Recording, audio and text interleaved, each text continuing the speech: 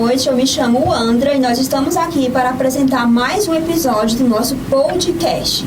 Oi, gente, eu sou Amanda Nobre e hoje a gente vem trazer um assunto muito importante que de uns tempos pra cá veio ganhando uma visibilidade, mas que ainda assim é bem pouco discutido, né? E para falar sobre ele, que é a adultização infantil, a gente trouxe a psicóloga Cauana, que vai se apresentar melhor.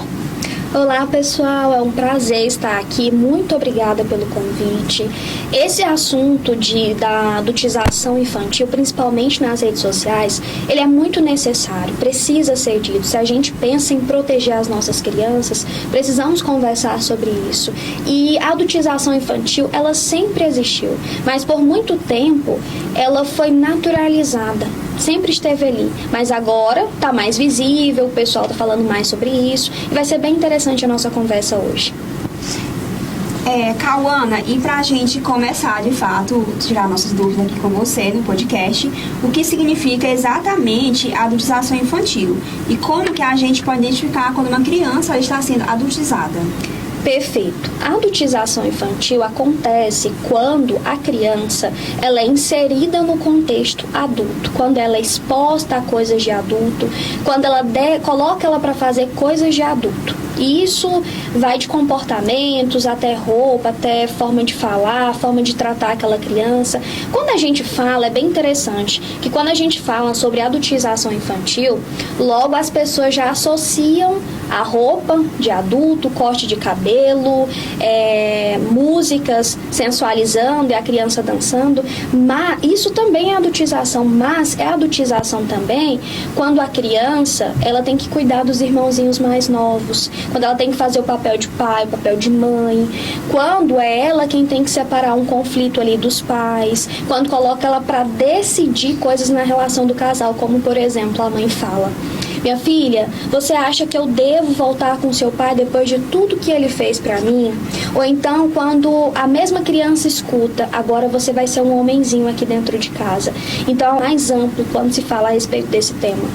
Foi importante puxar esse link, né, de outras maneiras de adultizar uma criança, porque o que a gente viu ultimamente foi o vídeo do Fel, que aí toda aquela repercussão que teve com o caso do Ítalo Santos, né? E aí eu vim no caminho pensando, eu vou perguntar para ela quais seriam esses outros. É importante porque muitas pessoas vêm e julgaram a situação, porque óbvio foi sim alvo de julgamento e precisava ser. Mas muitos pais colocam as crianças em situações que estão adultizando e não sabem ou não querem saber, né? Mas puxando ainda sobre isso, na sua experiência, né, quais são as principais causas dessa adultização? Isso pode ser somente nas redes sociais ou na mídia, ou também o ambiente familiar, como você estava dizendo, ele pode sim piorar cada vez mais. Muito interessante essa colocação, principalmente quando falou do youtuber, né? Quando ele trouxe esse assunto à tona.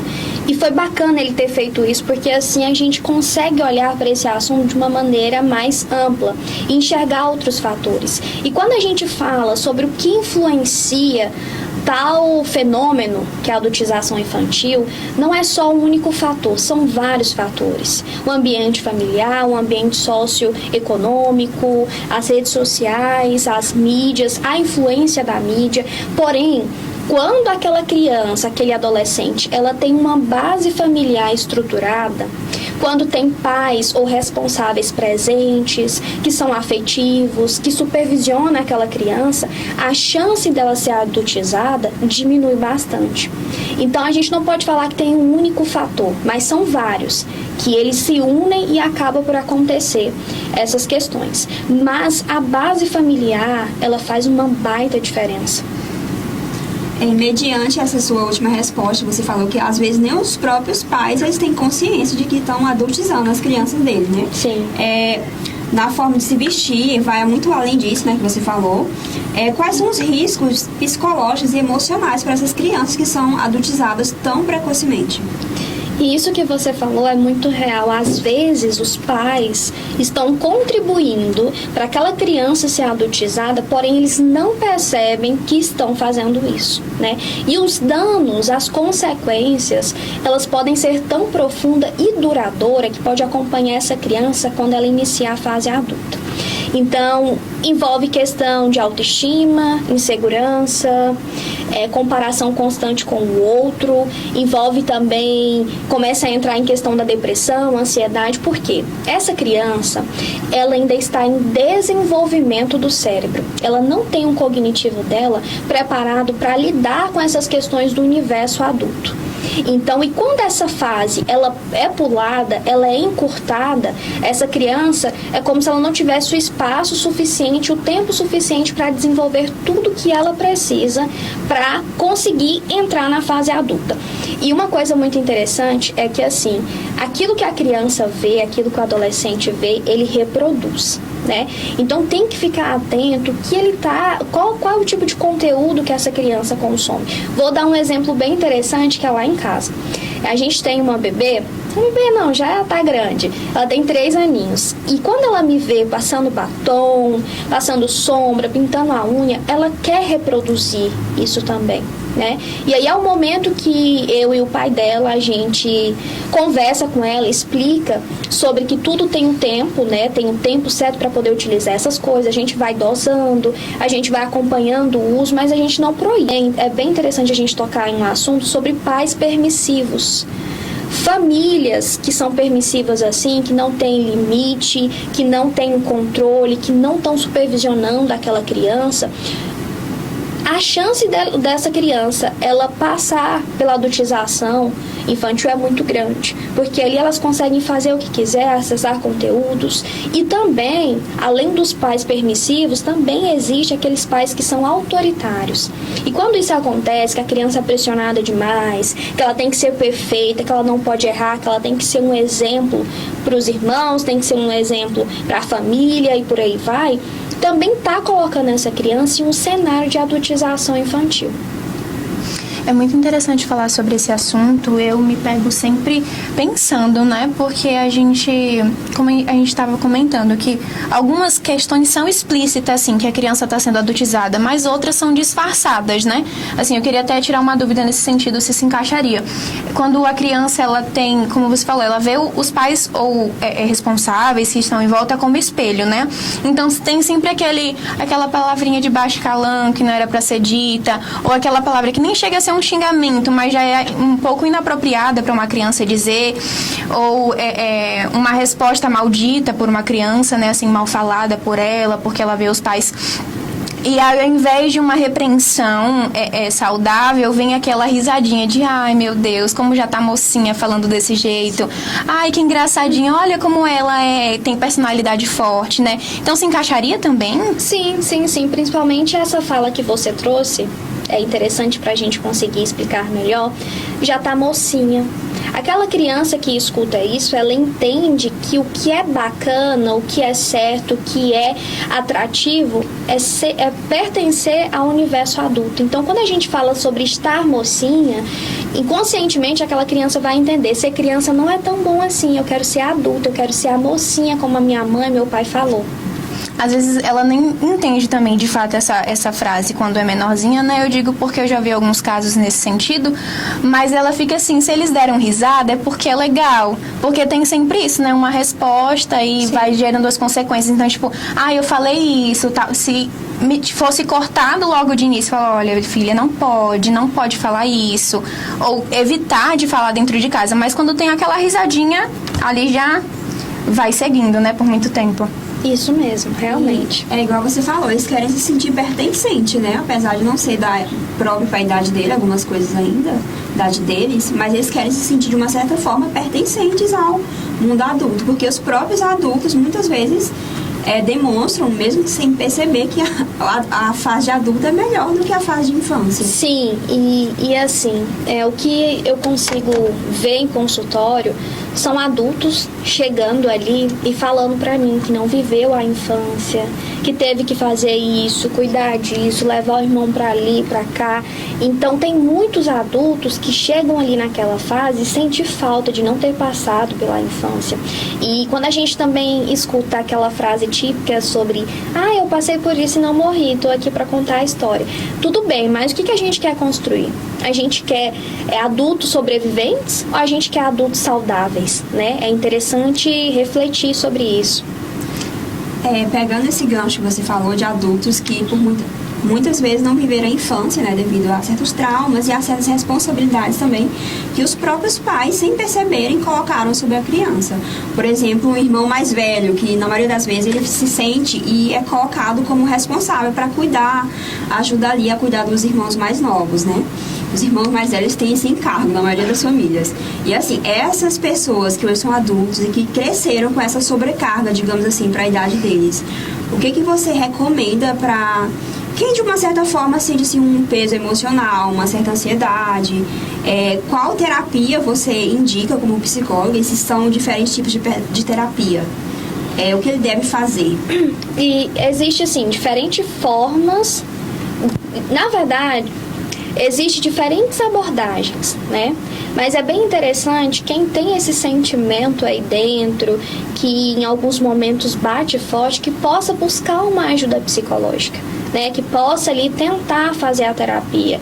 E uma coisa que eu falo tem vezes que você vai em um especialista, você não vai se identificar com ele, não vai fazer sentido, você não vai gostar nem da voz dele. Mas o que você tem que fazer é encontrar um que fará sentido para você, porque a terapia não existe aquela que é só quem tá em sofrimento profundo, quem tá doente demais que faz. Não, qualquer pessoa pode fazer. Então, se a pessoa ela sente alguns traços ainda da infância, sentimentos em relação aos pais, as coisas que viveu, aquilo que faltou, quando a gente puxa para o trauma não é só aquilo que aconteceu, mas é também aquilo que deixou de acontecer na infância. Então, é bem interessante que possa buscar esse apoio, essa ajuda. Referente aos pais, né, que depois dessa repercussão, visibilidade que deu para um assunto que deveria ser falado mais vezes, né, e perceberam que de alguma forma estavam adultizando seus filhos sem querer, o que eles deveriam fazer neste momento, que talvez a situação já esteja um pouquinho avançada? Como deve ser o procedimento a ser feito, né? Excelente pergunta. Tem coisas que os pais, os responsáveis, aquelas pessoas que estão ali cuidando daquelas crianças, eles podem fazer no dia a dia como, por exemplo, supervisionar o que essa criança acessa nas redes sociais, o que ela vê, o que ela posta, né? Criança, ela não deve ter o acesso à rede social sem a supervisão de um adulto. É interessante também poder observar qual é o meio que aquela criança está inserido, qual é o contexto que ela está vivendo dentro de casa, quais são as coisas que ela está sendo exposta. Presenciar brigas dos pais também contribui para isso, porque a criança ela vai entender que ela tem que salvar aquela família, que ela é responsável por trazer o silêncio ali dentro de casa. Então é interessante também observar quais são as roupas que essa criança está vestindo, o que você está permitindo essa criança fazer, que acompanhamento que você está entregando para aquela criança. Então é interessante ser mais presente na vida dos filhos, acompanhar de fato o que a criança faz, porque assim, uma coisa que ela é postada na rede social ou acesso à rede social faz com que essas crianças elas possam ter contato com pessoas que a gente nem imagina, principalmente uma foto, um vídeo postado ali por trás da tela pode ter uma pessoa mal intencionada, uma pessoa que tem desejos infantis e assim colocar aquela criança em um risco de assédio, um risco de exploração ali, algo mais intenso sobre esse assunto. A Wandra puxa um assunto, e aí você falando sobre isso me veio à mente que é importante sim que essas crianças e agora já mais velhos, né, já adultos, passem por acompanhamento para suprir ou para entender o que de fato está passando e tudo mais. Mas para os pais, porque você falou também uma frase muito interessante, que é: eu passei por isso, mas não morri, estou vivo. E alguns pais, eles continuam essa criação de antigamente, que a gente sabe que, comparado à criação de hoje, é bem diferente, né? E aí muitos pais carregam disso, do passado, de foi assim, replicam, obrigada. Eles replicam a criação do passado, que muitas vezes é uma criação que tem que, sim, deixar o filho mais velho cuidando dos demais e tudo mais. O que esses pais deveriam fazer? Ou pessoas que pretendem ser pais, né? Para que a gente sabe que maternidade e paternidade não é uma coisa que tem segredo, mas o que pode melhorar para que evitem esse tipo de trauma para as crianças que eles pensam ou que têm já. Quando a gente traz esse assunto sobre os filhos mais velhos cuidarem dos mais novos, as pessoas também começam a dizer, mas a gente não tem condição, a gente precisa trabalhar, a gente tem que sair, fazer as coisas. Porém, é necessário encontrar uma alternativa no meio disso. Porque essa criança, ela não está preparada psicologicamente para assumir responsabilidades que são de adultos. Então, se a pessoa ela pensa em ter filho, ou se ela já tem filho e não está tendo tempo suficiente, não está tendo condições emocionais para ofertar para aquela criança, é interessante que ela repense em ter mais filhos, se realmente é o momento para isso. Pegando esse gancho que você falou, explicou aí pra Amanda sobre essa questão de filhos mais velhos que cuidam dos irmãos mais novos. Esses dias atrás eu até vi um vídeo no TikTok de uma moça, que ela foi era uma irmã mais velha, é uma adulta hoje já, com seus 25 anos, e ela disse que a mãe dela teve 3 filhos com ela. E a mãe dela era mãe solo, e para ela trabalhar, a mãe dela trabalhar, ela ficava, a filha no caso, mais velha, ficava cuidando dos 2 irmãos pequenos. E ela disse que carrega um peso enorme, hoje assim, de responsabilidade, carregou durante a infância dela, né? Ela disse que com uns 10 anos, 12, ela já era a mulher da casa, cuidava da alimentação, era como se fosse uma babá e uma doméstica da casa, cuidava dos irmãos, porque a mãe não tinha condição de pagar uma babá, uma pessoa para cuidar, e não tinha quem deixar, e deixava com ela, que era irmã de uma pré-adolescente naquela época. E ela disse que hoje ela não quer ser mãe de jeito nenhum, porque ela carrega esse peso da maternidade que a própria mãe passou para ela, para cuidar dos irmãos, né? Para a própria mãe trabalhar e trazer o sustento para casa, porque é uma mãe solo. Justamente, isso é muito real, porque essa criança, essa adolescente, ela foi exposta a esse universo da maternidade muito cedo. Então, ela vivenciou em um período que ela não deveria estar vivenciando isso, e a consequência que vem na vida adulta é sobre ela não querer. Eu não quero ter filhos, eu não quero passar por isso novamente, porque eu já passei e foi ruim. Foi ruim porque ela estava assumindo um papel que não era dela. E isso marca. Por isso que é interessante, mesmo diante da dificuldade financeira, precisar sair para trabalhar, que possa encontrar alguma alternativa, porque sempre vai ter, né? Porque a consequência na vida adulta, ela é terrível. É como eu falei um pouquinho antes. A consequência, ela é tão profunda que ela pode durar a vida inteira. Tem vezes que vai precisar de anos de terapia para essa pessoa conseguir aliviar o sofrimento. A gente deu uma passagem, você deu uma passagem bem rápida sobre essa questão dos maus olhos que tem nas redes sociais, né? De homens e mulheres que têm uma mente doentia, vou usar esse termo. E a gente vê também que muitas mães não têm esse entendimento, ou às vezes tem e tá tendo essa onda de que quanto mais visibilidade meu filho ou eu tiver nas redes sociais, melhor para mim. E aí estão expondo os filhos a situações vexatórias, onde muitas vezes a pessoa que está atrás da tela tá gostando daquilo, né? E às vezes a gente está alimentando uma doença de alguém nesse sentido. Sim, e assim, quando a gente fala de adultização infantil, também vem a questão de exploração infantil, que é quando utilizam essa criança para poder gerar dinheiro ou até mesmo gerar visibilidade nas redes sociais.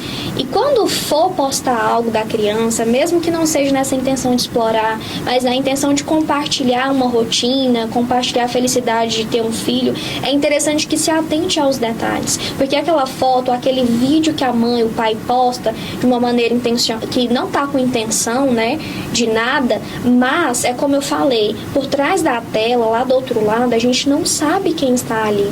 E tem pessoas que ainda dizem assim, mas o meu Instagram, a minha rede social é fechada. Tudo bem, mas aquelas pessoas que seguem, você não sabe qual que é o íntimo dela, como que ela olha para uma criança, qual que é a intenção dela com uma criança.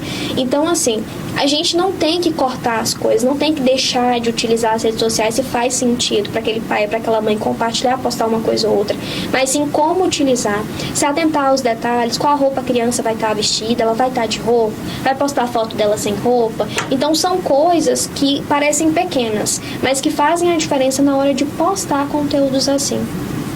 Sim, pegando o gancho desse último tópico que a gente fala aqui sobre as redes sociais, qual o papel da sociedade que você vê nesse processo? O que a sociedade deve fazer para evitar que crianças sejam tão expostas e que sofram algum tipo de crime.